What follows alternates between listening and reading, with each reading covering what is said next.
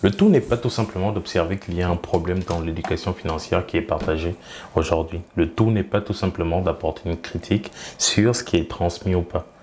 La réalité est que lorsqu'on identifie un problème, il faut chercher tout de suite des solutions. Et c'est pour cette raison que je fais cette vidéo. Si tu as cliqué sur cette vidéo, c'est tout simplement parce que tu as vu le titre et tu as envie de comprendre ce qui m'aura fait perdre autant d'argent. Tu as envie de comprendre comment éviter ces erreurs. Et tu es sur la bonne vidéo. Parce qu'aujourd'hui, pendant que je veux qu'on ait cette discussion, tout simplement parce que la vérité, c'est que les familles riches apprennent à leurs enfants à investir, à comprendre les actifs et à utiliser l'effet de levier. Ça fait partie intégrante de l'éducation des personnes nantis, de l'éducation des familles riches. Je ne comprends pas pourquoi aujourd'hui les familles pauvres n'essaient tout simplement pas d'adopter les mêmes postures.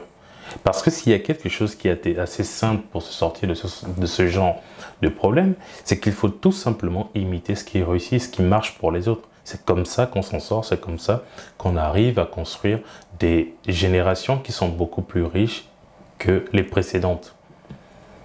Mais chez moi, ce n'était pas le cas. Ou du moins, le seul type d'investissement que moi je connais et qui m'a été transmis par mon père, et je lui en remercie d'ailleurs, c'est d'investir dans les terrains.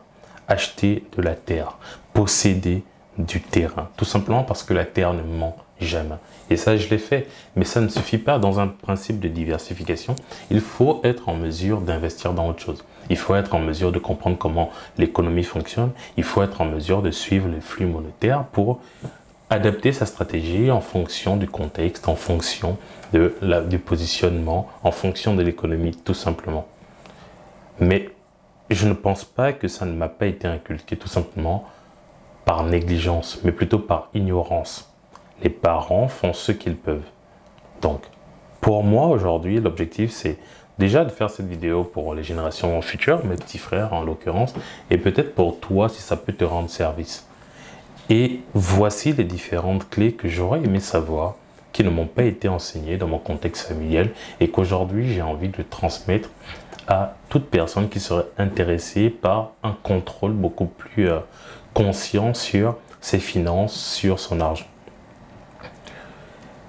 Premièrement, épargner, ce n'est pas investir. L'épargne protège l'argent et l'investissement le fait croître. C'est aussi simple dit comme ça, mais c'est quelque chose de puissant. Mettre de l'argent de côté protège ton argent, mais l'investir te permet de le faire croître dans le temps, notamment en utilisant tout ce qui est intérêt composé. Ensuite, les actifs ne sont pas seulement des maisons ou des terrains.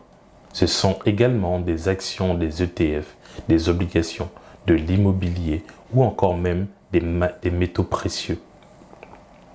Après ça, tu as même également des actifs digitaux comme les crypto-monnaies aujourd'hui qui sont de plus en plus présents dans l'écosystème. Et pour finir, chaque 1000 € que tu auras placé dans un ETF en 10 ans vaudrait quasiment aujourd'hui 2500 €.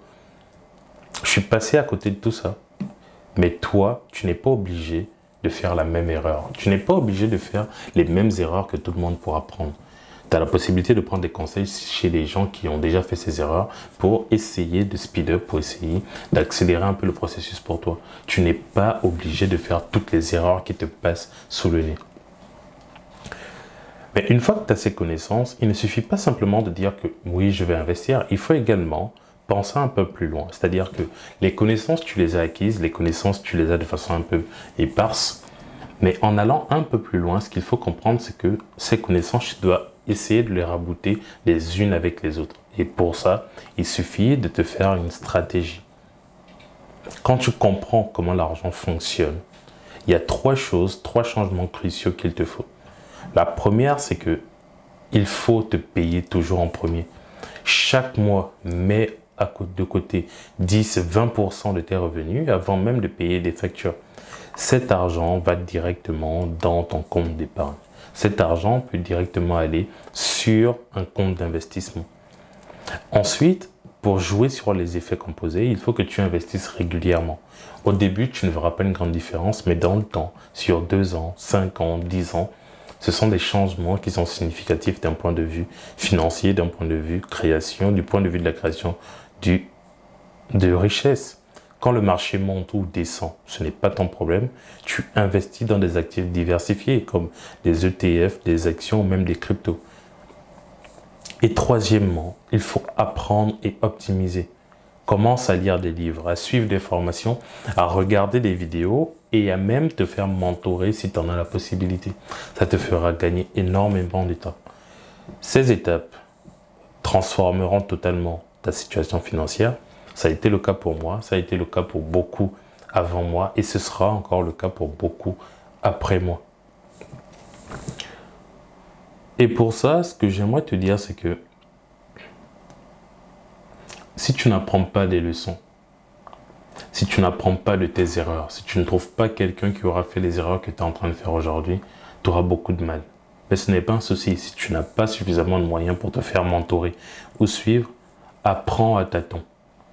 Tu connais les bons conseils. Il suffit maintenant de trouver la stratégie et la façon de les appliquer correctement. C'est le type de conseil que j'aurais aimé recevoir de mes parents, recevoir de mon environnement, recevoir de mes proches, mais que je n'ai pas eu. Donc si aujourd'hui ça peut te servir, et j'espère que ça te servira, je te souhaite bon courage pour la suite. Ce n'est pas une critique, c'est juste un conseil, un avis qui m'est venu comme ça et que je trouve important de partager avec quelqu'un qui débute ou quelqu'un qui serait intéressé par le fait de prendre le contrôle sur ses finances, parce qu'il n'est jamais trop tard. Il n'est jamais trop tard pour faire les bonnes choses. Si ce type de contenu t'intéresse, n'hésite pas à me donner ton avis en commentaire.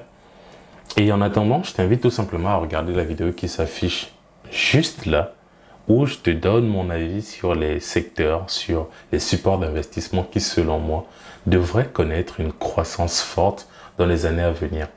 Et si tu arrives à trouver une asymétrie sur ce type de support d'investissement, ça ne m'étonnerait pas que tu puisses vraiment tirer ton épingle du jeu.